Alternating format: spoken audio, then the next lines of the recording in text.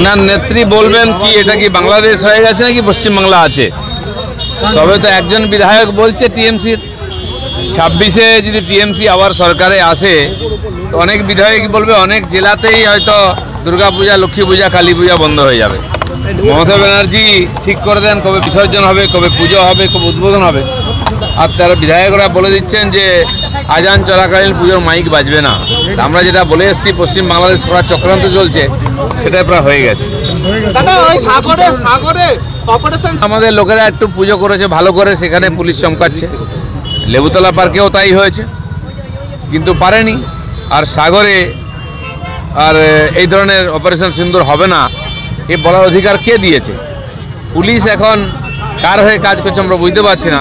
দুর্গাপূজা বা ভারতীয়তা বা রাষ্ট্রীয়তা, ন্যাশনালিটির কোনো কিছু হলে তার বিরোধিতা করবেন, যেমন মমতা ব্যানার্জি করেন। বলাতে পারবে না, আগে বাড়িয়েছিল 50%, নিচে চলে গেছে। আমেরিকা 40% ওষুধ ভারত রপ্তানি করে। আমরা যদি বলি ভারত ওষুধ দেবে না, তাহলে অর্ধেক লোক মরে যাবে। দেখা যাক, মোদি আছেন।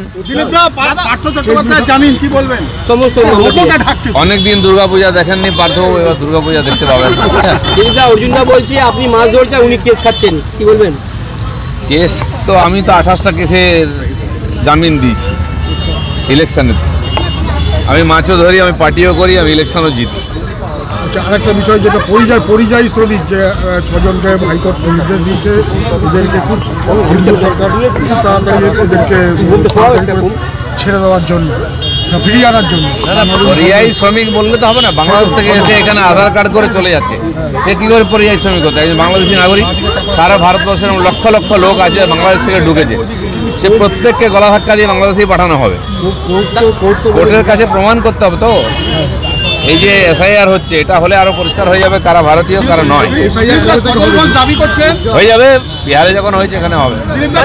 দাবি করছেন তার পুজোকে ঠিকমতো করতে দেওয়া হচ্ছে না, কলকাতা পুলিশের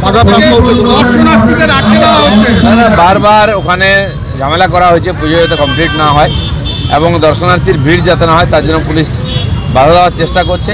এর আগেও করেছে, তাতে কিছু যায় আসে না। এখানকার লোক গিয়ে পুজো দেখবে।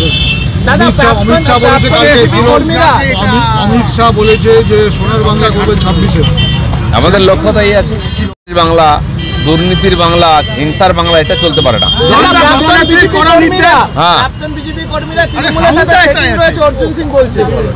আমার জানা নেই কার কি সেটিং আছে।